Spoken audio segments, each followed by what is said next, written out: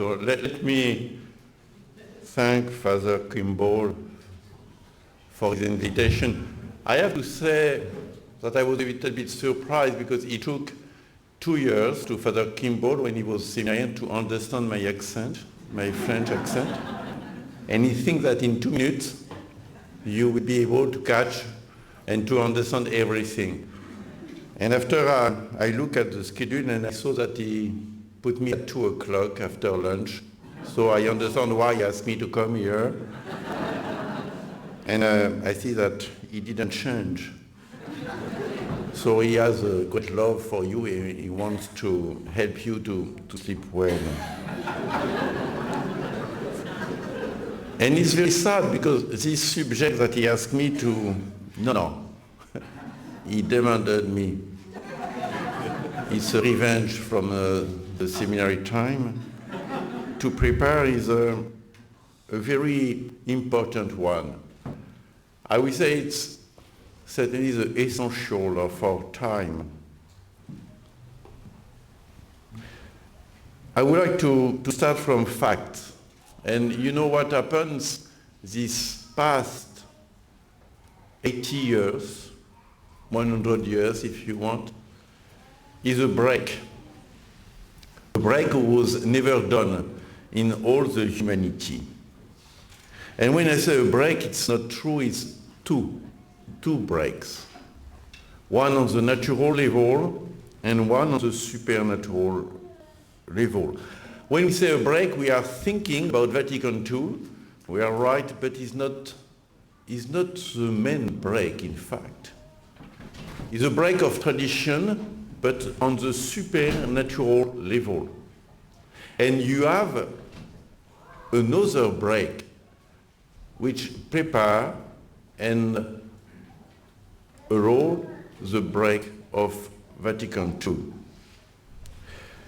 It's the break which took place for the first time in the history in the French Revolution and ended in the First World War, the destruction of the fatherhood.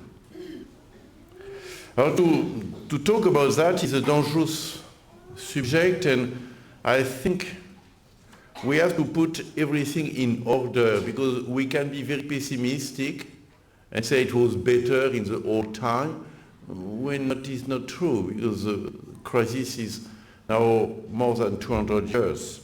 So if you don't mind, I will start and I will go quickly a little bit about that because Bishop Ferret talked about it this morning. But from the initial order, and we have to go back to Genesis. In the Genesis, God, it's written, it's clear, create man at his image and look likeness. It's a divine order. Man was created by God in the supernatural order, grace. So, nature is established in balance, in equilibrium, and was oriented to God because crowned by grace. So keep that in mind.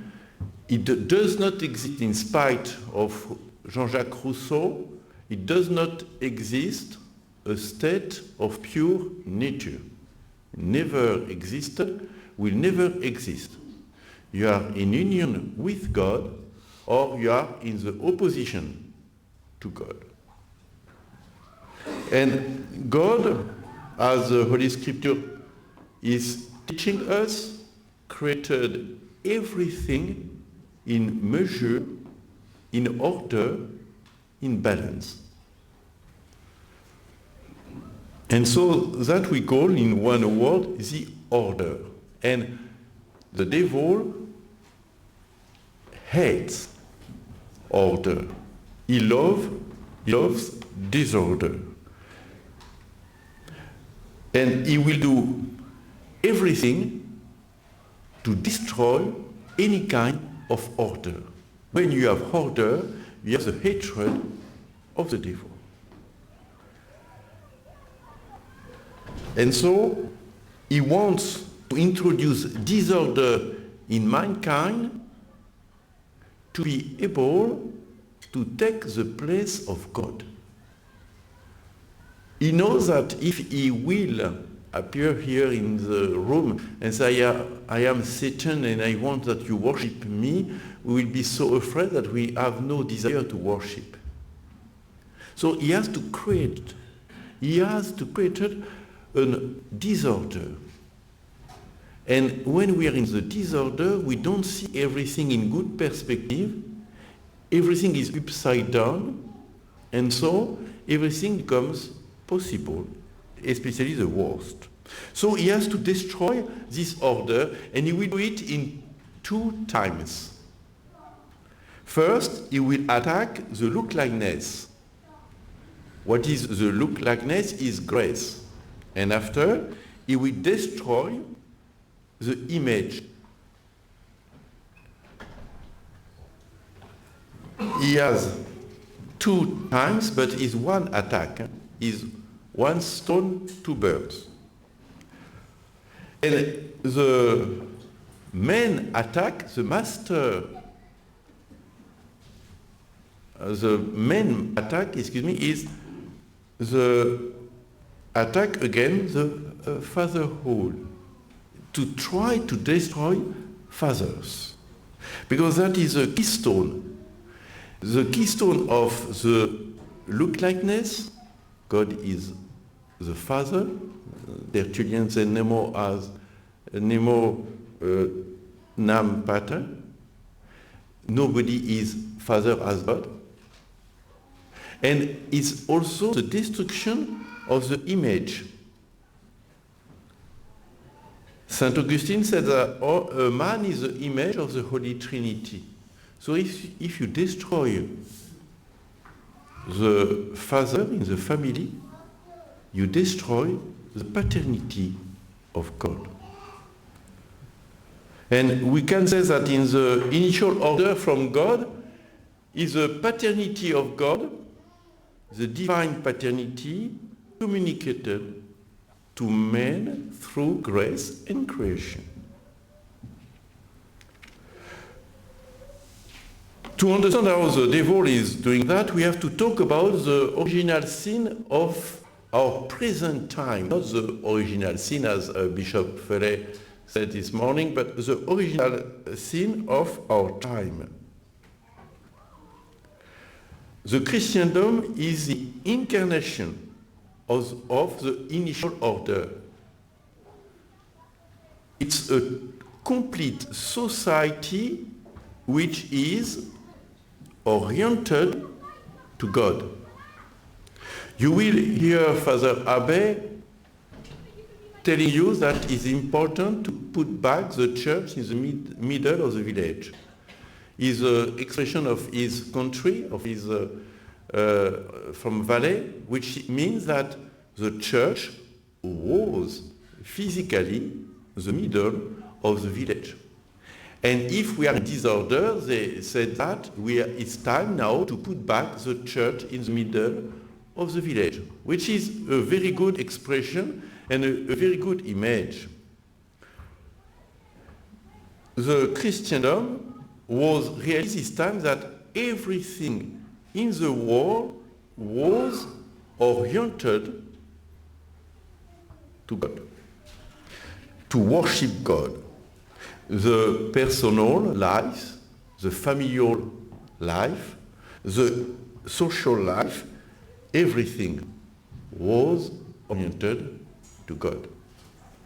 You know the great difference between a Protestant and a Catholic drinking beer is one is worshiping God, that is a Catholic, and the other one said, I know that is bad, but I need it, so I will do it nevertheless, and I know God will not punish me for that. So you have two spirits. One is drinking the beer, worshipping God, to a point, and the other one is thinking that he is doing a sin, but he is not responsible of it. The first public attack of the devils, which is the original sin of the modernity, is the time of Renaissance, which is not the true expression. The true expression is a renaissance of paganism. At the time of the Renaissance, they put back paganism in the center of our life, and especially by this religion, which is the religion of Renaissance, which is Protestantism. On the more concrete manner, we have the French Revolution that Alexander Solzhenitsyn, the Russian man, said that the French Revolution was the mother of all other revolutions. And a French philosopher, a woman, Elisabeth Badinter, said that the death of Louis XVI, the French king, was a foundation, an act of foundation of the new world order. Because we need to found the new world order on a patricide. Why? Because we have to refuse any kind of transcendence. So she wrote that last year. So still now, people who are in favor of revolution are happy to let us know that the death of Louis XVI was a necessity to establish the new order, because we have to destroy any kind of fatherhood. And a French novelist, Honoré de Balzac, said that at the time of the French Revolution, at the day of the death of Louis XVI, every dad in all the families were killed. And that is normal, because the throne is on the stone on which the altar is built. The altar, the religion, rests on the throne. So the devil knows that he has to take away the throne, then the altar will disappear after. If you want, it will be very simple. If someone is taking your chair out, you will fall. It's obvious. You rest on your chair, and some of you are resting very well. I want to congratulate them. But if you are taking away the chair, obviously, the one who is right now asleep will fall. So please do that with your neighbor. Thank you. And on the closer to us is not the French Revolution, is of course May 68 in Europe and Woodstock in US. We will come back on that. But it's important to understand this work of Satan. You have to destroy the throne to destroy the altar. You have to destroy the politic, the Catholic politic, to destroy religion. Because the supernatural reality rests on natural reality. The incarnation of the supernatural realities are on the natural realities. The supernatural does not exist by itself. It's not a word, it's an adjective.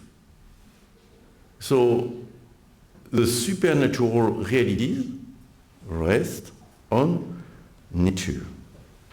And nature must be crowned by the supernatural realities to keep its balance. It's a mutual relation. So the original sin of the modern time is to refuse to recognize the divine paternity,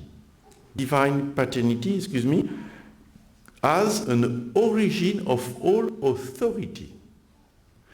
The natural authority rests on God. And the authority is a sacred reality because its roots are in God.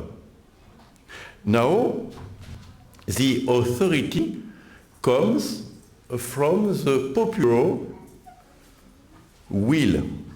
It's the fruit of the social contract, the child of Rousseau. The right of man and so forth and on, you know all that.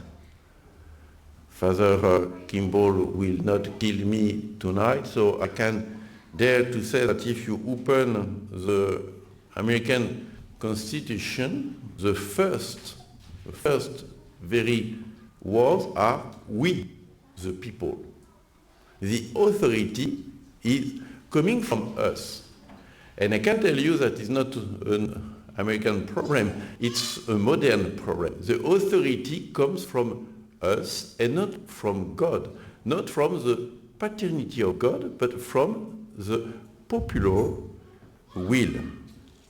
And you have here this temptation that we know well since the Garden of Eden, Satan talking to Adam and Eve, if you eat, you will be as God. You will have the authority to decide what is good, what is bad. You see, exactly the same problem. You will have the authority. You will decide.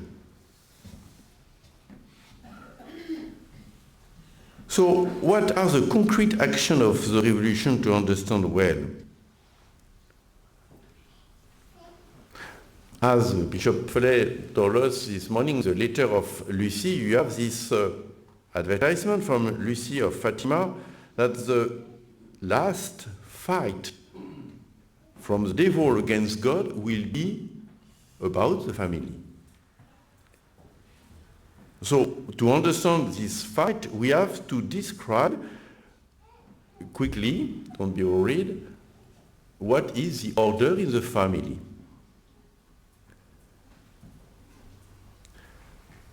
You know that, first of all, that the institution of marriage is the most oldest institution in the world. Nothing destroy it so far. You have two passages in Genesis which are interesting. Is you will be married to have children, and I want to give to the man a look-likeness help. In fact, the order created by God rests on a structure very clear. You have the union of a man and a woman to have children for heaven, but also for earth, to have children and to have also for a man a helper. And so the order rests on a structure, on a frame, on rule. And any kind of temptation to get out of this structure, of this rule, of this order, is a temptation from the devil. And we see that till our time, now we know all these attacks in the laws on divorce, now all this procreation outside the marriage and so forth and so on. We know that this institution of the marriage was the oldest and strongest institution. Our Lord Jesus Christ didn't change, as Bishop Fellet expressed, but elevated this institution. So we have a complementarity between the man and the woman, the father and the mother. And obviously that created what the modern people do not want to hear, a kind of inequality. Because if you have no inequality, you have no protection, no leader, no harmony.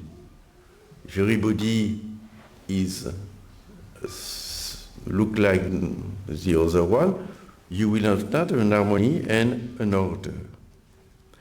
The father and the mother have different roles, but they are complementary.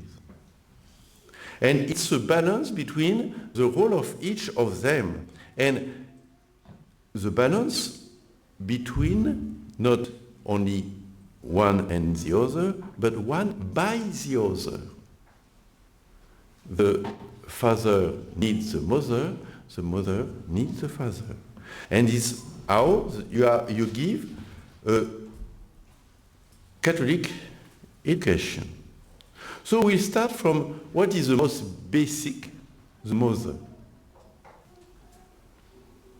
In a mother, and you see that in the little girl, more than in the father, in the woman, more than the man, you have a human biological behavior. You know that in the little girl, she will play with a doll.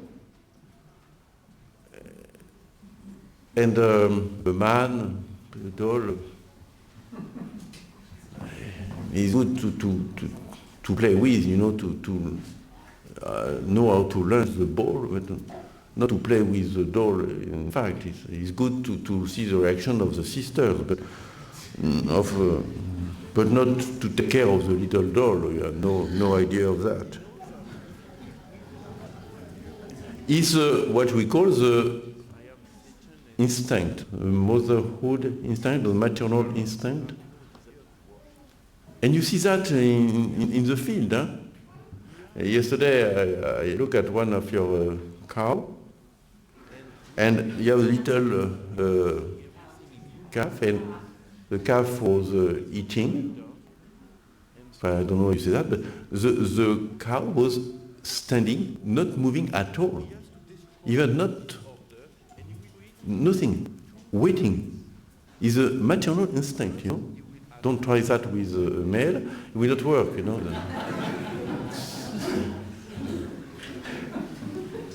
But this maternal instinct is a danger. It's very good for an animal, it's not enough for a woman. Because if you stay at the level of the instinct, you have a spontaneous satisfaction. But the human maternal love is more than the maternal instinct. It's more noble and higher. If not, you have an exclusive attachment which is a danger. And it will ruin any kind of true motherhood. The true motherhood is an affective maternity. It's not an instinct. It's not enough. That is something, but it's not enough.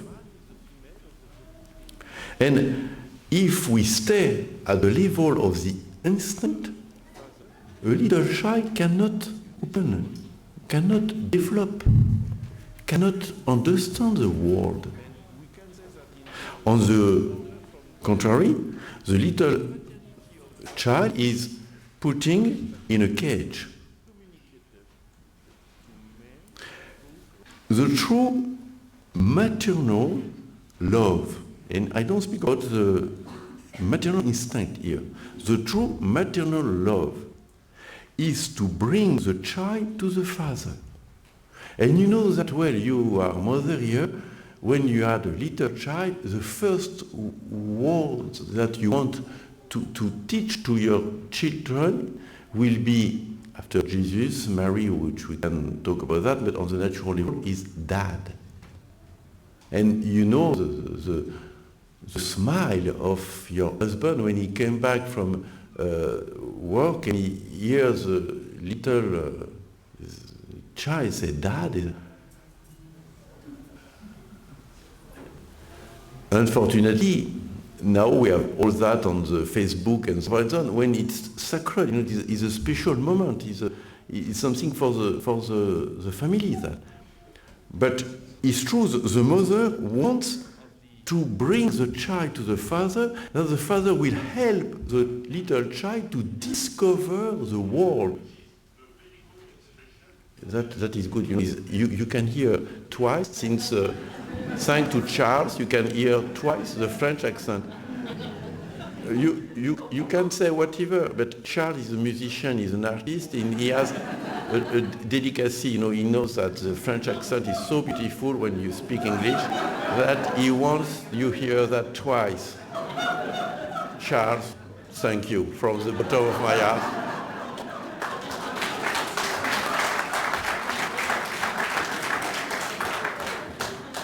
So, the mother will bring the child to the father, to the dad. And the dad, the child will discover the world through the eyes of the dad. And that is very important. The mother is the heart. The father is the intelligence, the understanding.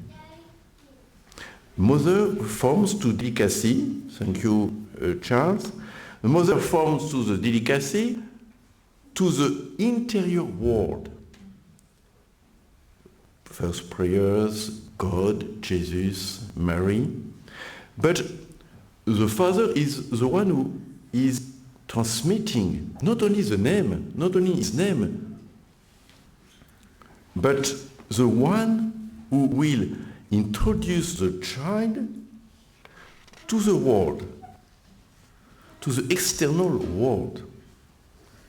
The contact with reality, with outside, is through the father.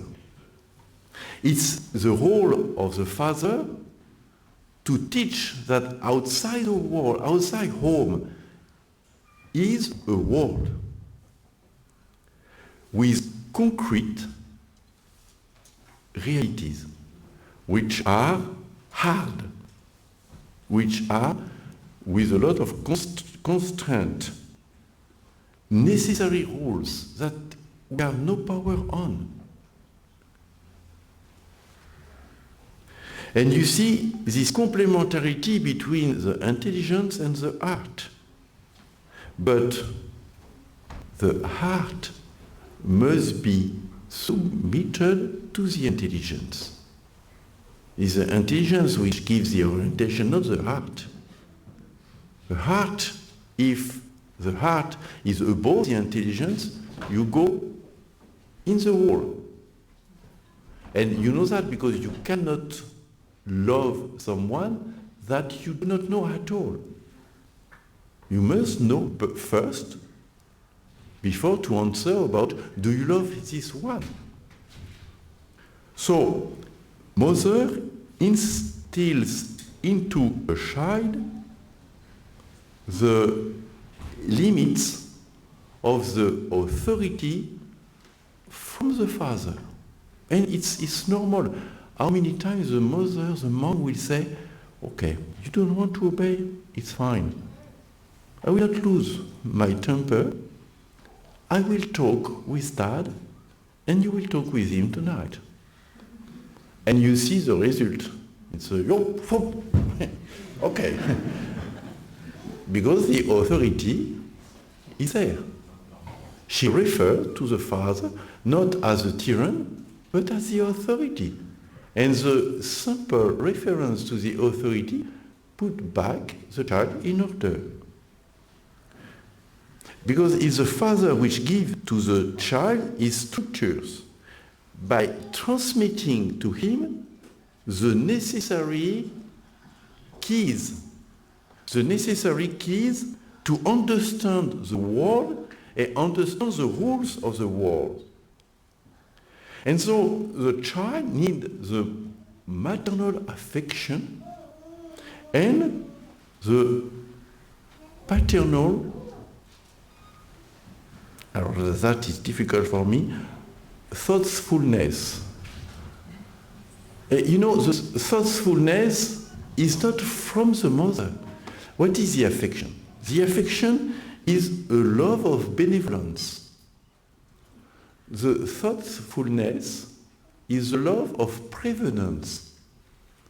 And the father will help the little child by letting him know that outside it's a world with its rules. And we have to be prepared to enter into this world. And it's a paternal thoughtfulness which make a child an adult. If you do not have that, you will have a very old teenager, or if you prefer, a teenager forever. So the father, the dad, is the first symbol of authority, symbol of a sacred reality. So it's through the father that you have the opening on sacredness. It's why the priest always tell you it's important that the father will lead the prayer at in the family. It's why it's important, as Sister Marie Bernard this morning insisted on, that the father will be the one who will be the reference for the faith, because it's through the father that we are introduced. It's a natural introduction to sacredness. And this opening on sacredness gives to the child the notion of respect, of admiration. And so when you have respect and admiration, what are you able to do? To love. If you do not have respect, if you do not have admiration, you do not love. You take advantage, but it's not to love. To love, you must have respect and admiration. So the father in the normal world is the reference and is one who is giving the orientation. That is the order willing by God. Now we'll speak about the disorder. And first, it's the Renaissance. With paganism putting back, man is the center from the Renaissance. The right of man is a break of order, a new perspective. And so this modern world refuses the limits and dependence. And is really the temptation of the original sin of Adam and Eve. I am the one who will define the limits, the authority to define what is good, what is bad. It's not to be submitted to an order given by God, is to define the order. And I am the one who is defining the limits and the order. So in the modern world, we passed from the contemplation of the world, from the domination to the world. And the technology of today does not help us as for sure. So the first step was Protestantism. The Protestantism is a negation of the original sin. And at the end of the day, this negation becomes an exaltation of the original sin.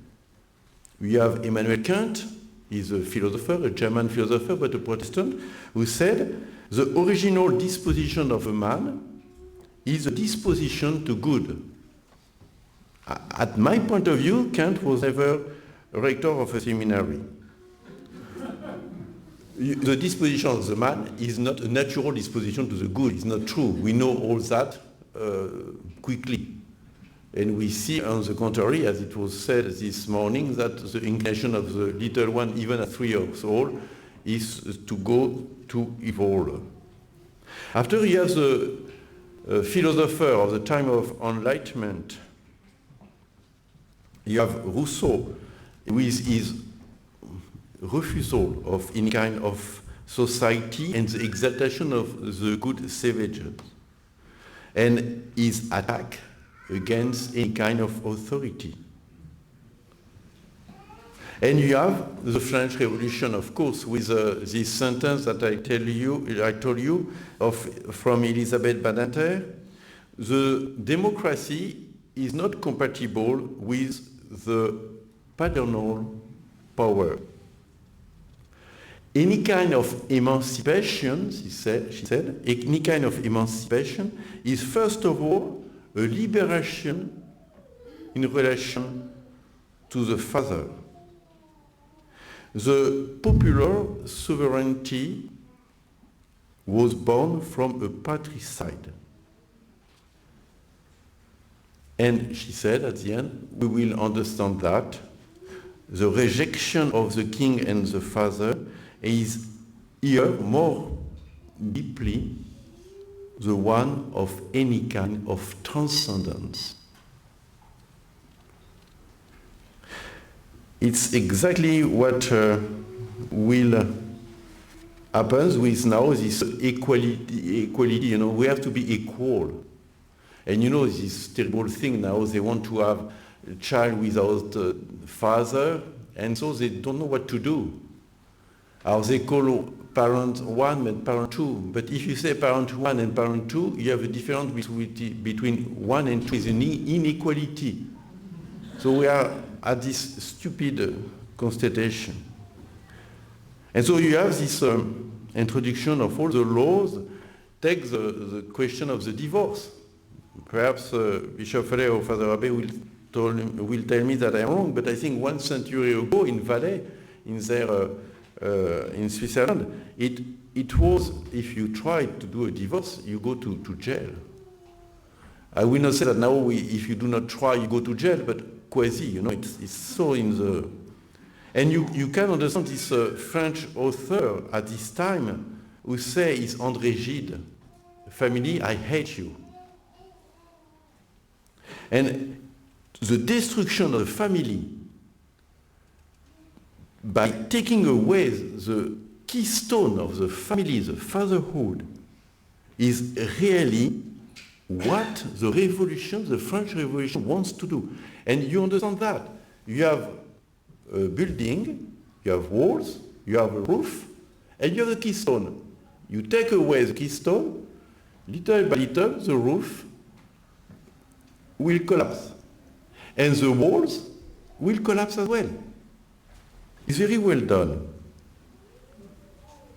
After, we do not have time, we have to know that we have this School of Frankfurt with Gramsci, with Marcus, with May 68 in France, with a lot of slogans. And that is proof that you not have a father when you have slogans. People are thinking they are repeating something, or it's forbidden to forbid, or any kind of authority is a crime, or dad smell very bad. It was what they said in the street at this time. Or if you prefer, Woodstock, the year after in US, from the Youth International Party, which is the hippies. And one of the founders of this movement said very clearly, kill your parents. More suffering for us was Vatican II and the desacralization of the liturgy. God is no longer a father that we are giving devotion, adoration, but a very good friend, a comrade. Some people who did the French Revolution, as Lee Cuignot, he was the judge, said he would be happy for the humankind if all the children will not know their father. Another one who was the president of the French Assembly before the time of the terror, 1 year before, he said, the state must take over the man before his birth. Because the man in the womb of the mother belongs to the patrie, to the country. And you have the utopia of Plato here. We said the children are less to the parents than to the city. And you have a French author, a modern one. He has some problem right now. His name is Yann Moix, but don't take that in your memory. He said the true revolution, the true equality will be to mix the babies at their birth. You know, you arrive somewhere to have children, and you decide that this one will be with this one will be with his parents. Why not? That it will be the best. And in fact, what we see today is only the application of the French Revolution motto, liberty, fraternity, equality. Without fatherhood, that does not work. So now we will see what happens inside the families. So we saw that the father is the one who brings the child to the reality. But he can do that if the mother brings the child to him. The child knows that he is loved by his parents and loves his parents. The French Revolution is an utopia, and the utopia is to hate real, and to hate any kind of roots. If you have roots, you can have a tree. If you have a tree, you can have a fruit. So we have to destroy the roots. And now they reduce the motherhood, the maternity, to the maternal instinct. And so the child is not facing in his education the difficult, hard roads of reality. He is living in the world under the domination of the heart, the emotion, the feeling,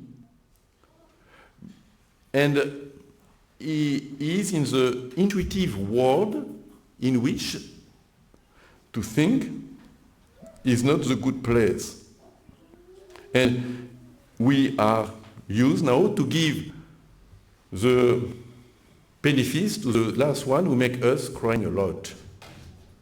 And so it's not a world in which we are prepared to face the reality and to become an adult. And so I want to give you now the concrete consequences. First of all is the lack of compass.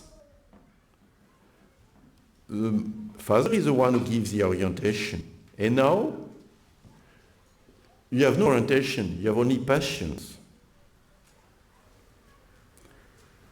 And so if you lose your orientation and the movement of your intelligence to understand the world, you cannot be submitted to the reality. And what is the true definition of liberty?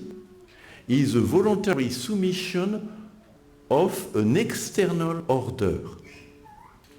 As the man who said, don't be worried, Father, it's my phone. As a man who said, I am a pilot now, I do not have to submit myself to the external laws. I will do what I want. It will crash. We have to be free, to be really a free man, to be submitted to reality.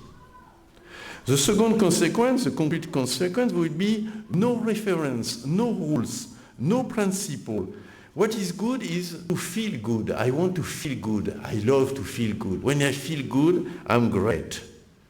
So the rule is replaced by stereotypes. And we are in the world of people who are very conformists. We have to conform to the world around us. And what is terrible, these stereotypes and this conformism, is that take away from a man the curiosity, the good curiosity. Aristotle said a man is per nature a curious intelligence. He wants to discover the world, he wants to discover what is around him. Now that is away. We are surrounded by people who have no interest whatsoever. The third concrete consequence will be they are losing the sense of taking risk. And that is very important. A mother protects, and that is good. But the dad teaches the child how to protect himself. And that we call it the virtue of prudence. To take the good decision in the concrete of your life. Prudence and common sense are given to the child by the father. And don't be surprised why so few people are acting with prudence and have some common sense. It's because they have no father in front of them who teach them the law of reality. What happens? A lot of violence. Because they reject the natural authority, nevertheless, they need some authority, because it's in the nature of man. And so they enter in gang. They enter under a lot of difficult trials, and they submit themselves to a tyranny. And you see that a lot of people are taking crazy risks for nothing, to jump from a bridge and to have an elastic, hoping that the elastic will be strong enough, which is more and more difficult in US. Huh?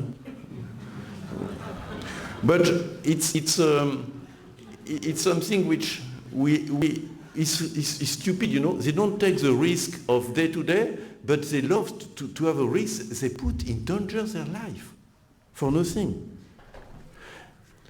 Also, this refusal to take risk introduces us in the world with zero risk, no risk at all, a comfort. But in this world, violence is replacing interdicts. Before we have rules, we know that is forbidden to do that and that and that. And if we do it, we are taking a risk. Now it's over. And we replace this world by pleasure, drug, because we need some stimuli to keep us going on. In fact, this generation is looking for limits because nobody gives limits to them. It's over. You know, the little child who is taking something and put it on the table. It's fine. But suddenly put under the table and it falls. He does not understand that, you know.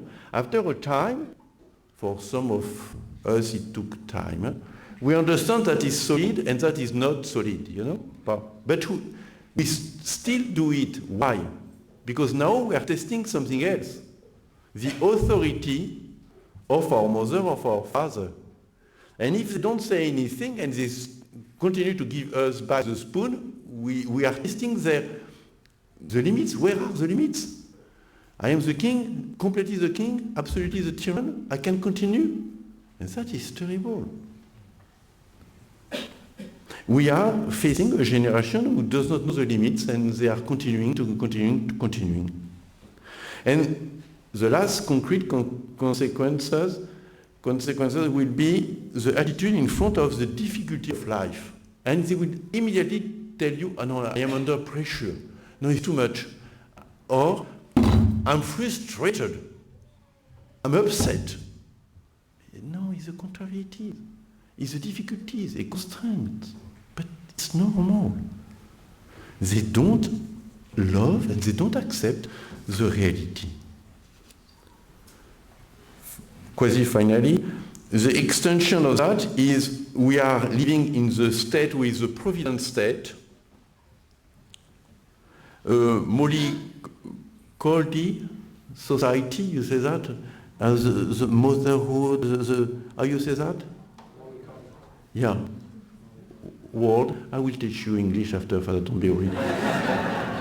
And you have also the loss of the sense of justice. Because justice rests on rules. If you take away the rules, where is justice? You have the loss of the sense of sacredness. And Vatican II didn't help, for sure.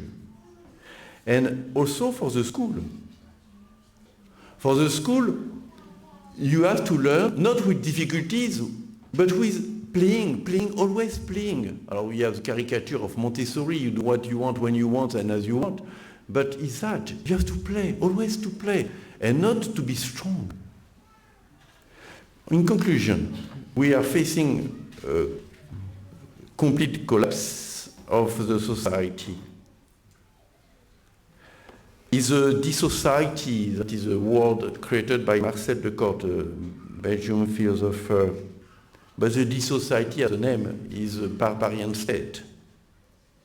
But again, all these attacks, you have a direct attacks against God.